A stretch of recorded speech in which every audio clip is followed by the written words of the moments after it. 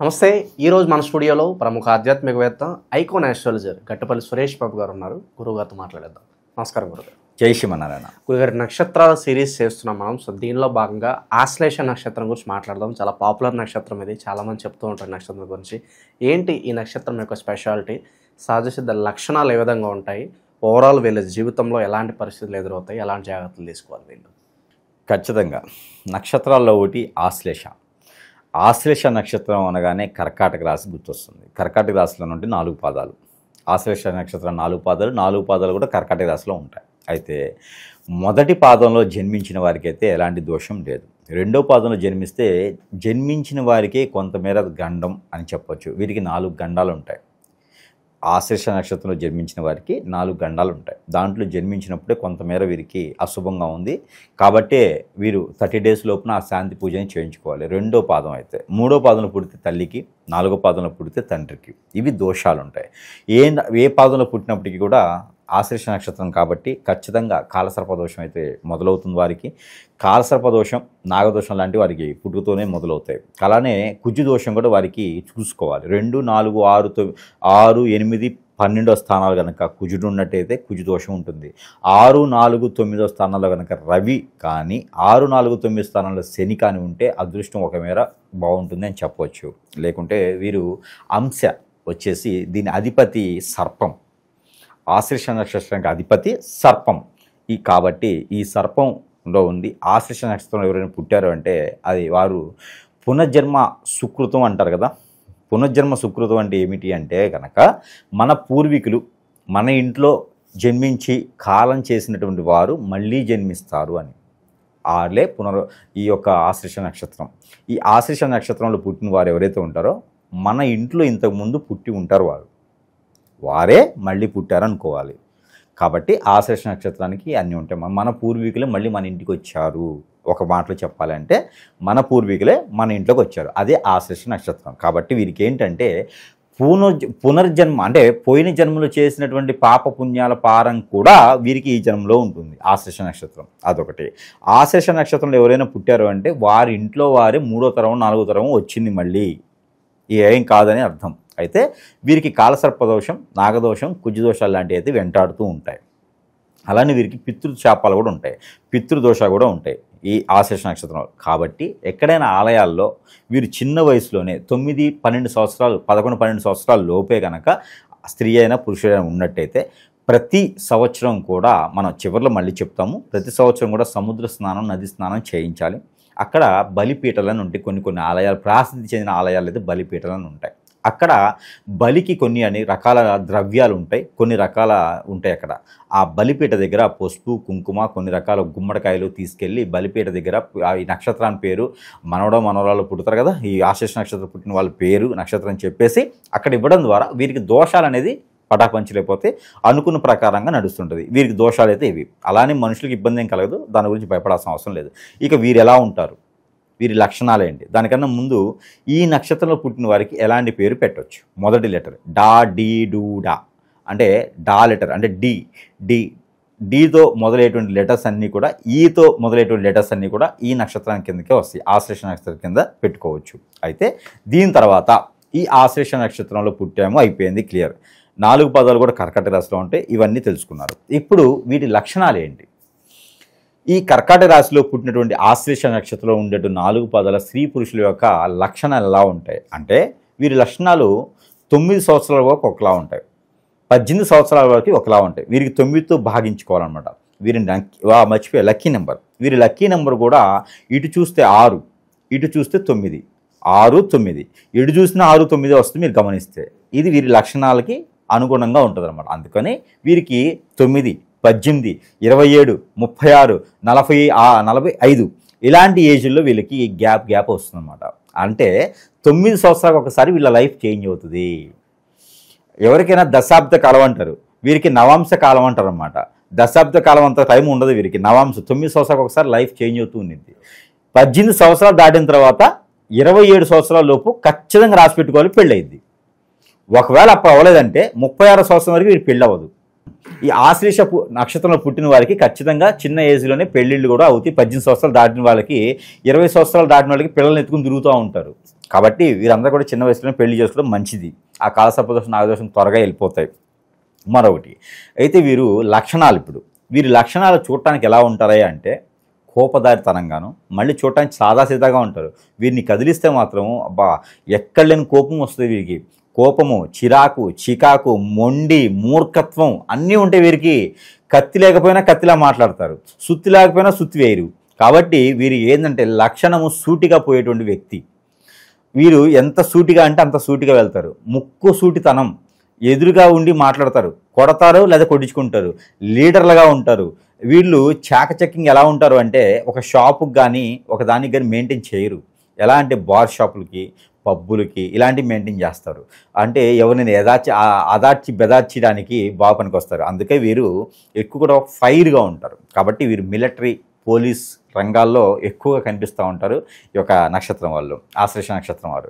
అలానే ఈ ఆశ్లేష నక్షత్రం అనగానే ఖచ్చితంగా ఇంట్లో గవర్నమెంట్ జాబ్ వచ్చేసింది అనుకోవచ్చు. ఎక్కువగా గవర్నమెంట్ జాబ్సే వస్తాయి వీరికి.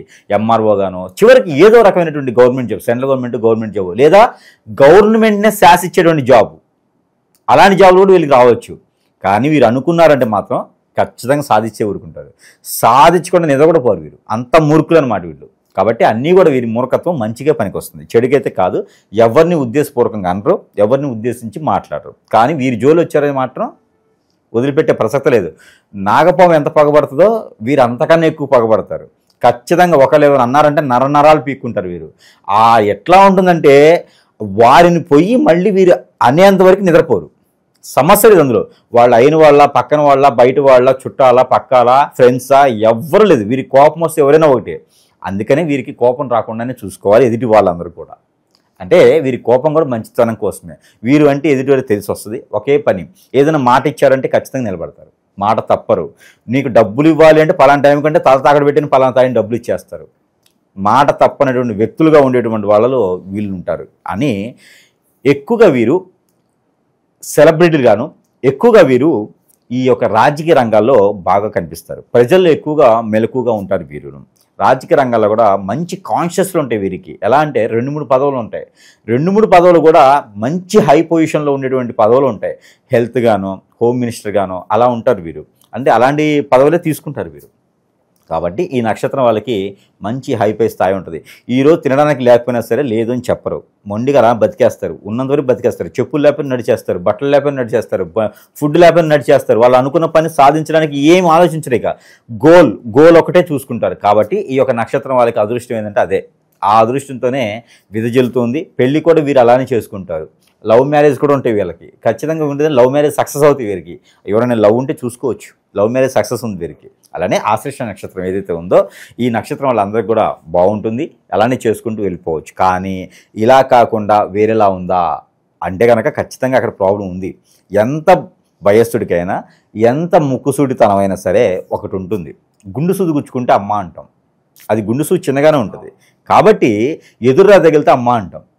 ఎదురయ్యే కదా, చిన్నగా దెబ్బే కదా, కానీ అమ్మ అంటాం. అలానే వీరికి కూడా ఖచ్చితంగా ఆ ఇబ్బంది అయితే ఉంటుంది. కాబట్టి మన ఎదుగుదల కావచ్చు, మన కోపదారితనం కావచ్చు, మన మంచితనం కావచ్చు, మన మూర్ఖత్వం కావచ్చు, ఇదన్నీ కూడా మనకు తెలియకుండా మన వాళ్ళే మన శత్రువులు అయి ఉండొచ్చు. వీరిలో గొప్ప విషయం ఏంటంటే వీరి చుట్టూ ఉన్నవారే వీరి శత్రువులు. మంచితనంతో మాట్లాడతారు కానీ వీరే శత్రువులు. చివరికి ఇంట్లో వాళ్ళు పలాని రిలేషన్ అవుతూ అవసరం లేదు, ఇంట్లో వాళ్ళే వీళ్ళ శత్రువులు అని చెప్పొచ్చు. వాళ్ళ శ్రేయోభిలాషులు, బంధువులు ఇలాంటి వాళ్ళే శత్రువులు ఉంటారు. వీళ్ళ నుంచే శత్రుత్వం పెరుగుతుంది. కాబట్టి వారు ఏదన్నా ఇంకా కొంచెం ముదిరిపోయేసి ఏదైనా హిప్నటిజం, బ్లాక్ మ్యాజిక్ లాంటి చేయించారే అనుకోండి, బాగలముఖి భానుమతి విద్య లాంటి చేయించారనుకోండి, ఇంకా వీరి ఎదుగుదలలో ఖచ్చితంగా ఎదురు. ఇంకోటి ఏంటంటే వీరు విదేశాలకు వెళ్ళాలన్నా కూడా పుట్టిన దగ్గర కాకుండా వేరే ఎక్కడైనా సెటిల్ అవుతారు. వీరి అదృష్టం అది. కాబట్టి విదేశాలకు వెళ్ళేదానికి అదృష్టం కూడా వీరికి బాగా కనిపిస్తుంది. కాబట్టి ఈ యొక్క ఆశ్లేష నక్షత్రం వారు ఎవరైతే ఉన్నారో వీరందరూ కూడా గొప్ప అదృష్టవంతులు అని చెప్పొచ్చు. ఏదైతే కాలసర్పదోషం నాగదోషం అనేది ఉందో ఇది పెళ్లికి ముందే వీరికి తీర్చుకుంటే కనుక అదృష్టవంతులు అవుతారు. ఇది తీర్చుకునే దానికి కుక్కీ కానీ ఇలాంటి చాలా ఉన్నాయి. పితృదోషాలు అనేది తీసే దగ్గర తీస్తారు. అలానే మనకి ఇంకా కావాలంటే కూడా వేరే వేరే పరిహారాల ద్వారా కూడా తీసేదానికి ఉంది. ప్రతిరోజు కూడా వీరు చేసుకునే విధి విధానాలు చాలా ఉంటాయి, అది మనం మాట్లాడుకుందాం. అయితే వీరికి ఈ యొక్క దోషాలు పోవడానికి కూడా చూసుకోవచ్చు.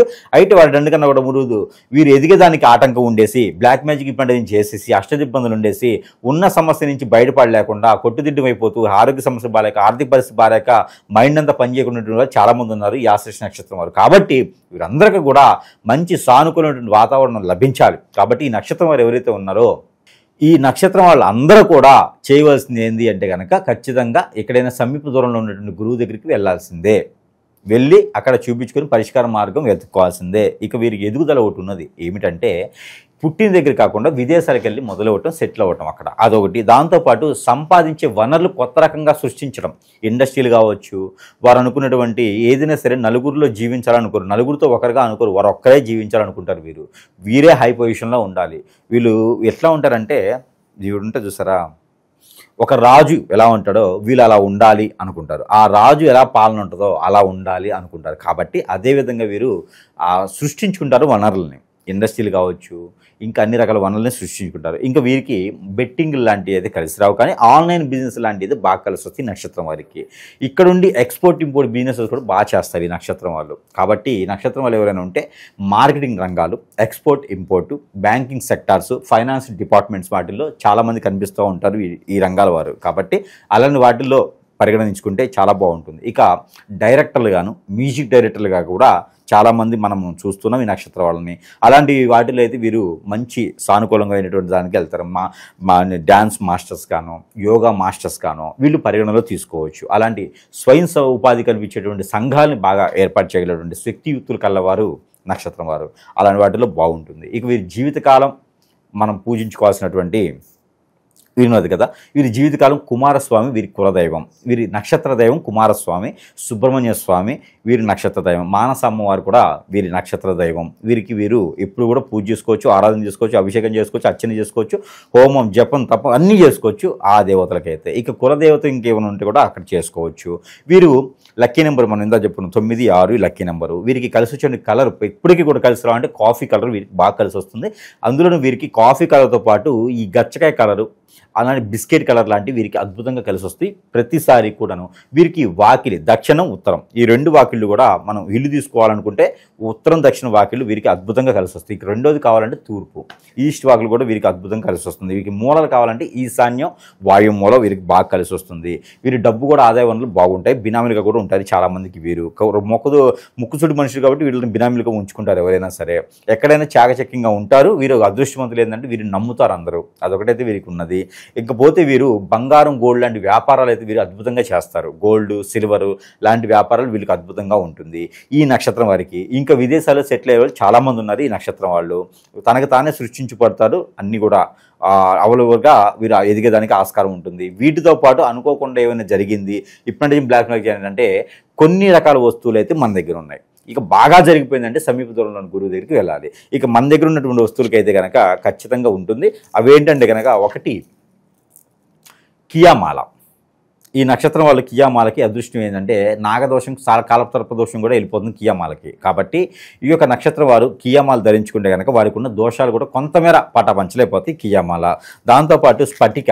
ఈ స్ఫటిక ఈ మాల వాళ్ళకి ఎందుకంటే వీరికి కోపదయతరం కూడా ఎక్కువ అని చెప్పుకున్నాం మనం. కోపం మంచిదైనప్పటికీ కోపదయతరం ఎక్కువగా, ఎదుటి వాళ్ళని గబక్కన మాట అనేస్తారు. కాబట్టి స్ఫటిక మన మైండ్, మన మనస్సు, మన మాట కుదుడంగా ఉంటుంది. ఒక దగ్గర కూర్చున్న కాళ్ళు ఆగో వీరికి ఎక్కడక్కడ కూర్చుని పోతారు, నిదానంగా ఆలోచిస్తారు. ఎదుటివాడు ఏమైనా అన్నా కూడా ఆలోచించి దానికి ఏం చెప్పాలో చెప్తాం. ఈ స్ఫటిక మాల వేసుకుంటే వీరికి అద్భుతం కలిసి వస్తుంది ఈ నక్షత్రం వారికి.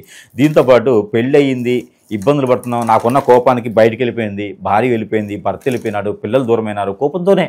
కాబట్టి వైజయంతి మాల అలాంటి వారి కోర్టు మెట్లుకి వెళ్ళినటువంటి సమస్యలు కూడా దగ్గర తీసుకొస్తాయి. ఉమ్మడి కుటుంబంగా ఉంచేదానికి పనిచేస్తుంది స్ఫటిక, ఇది వైజయంతి మాల. దీంతోపాటు తులసి, వీళ్ళకి తులసి కూడా బాగా పనిచేస్తుంది. ఎందుకంటారేమో ఇది ఈ తులసి మాల ఎందుకు పనిచేస్తుంది అంటారేమో, కోపదాయితర ఎక్కువ ఉంటుంది కదా, అమ్మవారిని పూజించుకోవాలి. కాబట్టి ఈ తులసి మాల కూడా వీరికి అద్భుతంగా పనిచేస్తుంది. ఈ తులసి మాలతో పాటు ఇంట్లో కూడా మరి నెగిటివిటీ ఎక్కువ ఉంటుంది వీరికి, కళలు వస్తాయి. ఇప్పుడు పాము కళ్ళు వస్తుంటాయి, ఎప్పుడు ఏదో చేసినట్టు కళ్ళు వస్తుంటాయి, ఎప్పుడు కూడా ఏదో తగిలినట్టుగా, ఎక్కడో పడిపోయినట్టుగాను, ఎవరో కొట్టినట్టుగాను ఇలాంటి కళ్ళే వస్తుంటాయి వీరికి ఎక్కువగాను. కాబట్టి ఇంట్లో పడుకోబోయే ముందు ధూపం వేసుకోవాలి. ఇది గుగ్గిలం సాంబ్రాన్ని కలిపి చేసినటువంటి పౌడరు.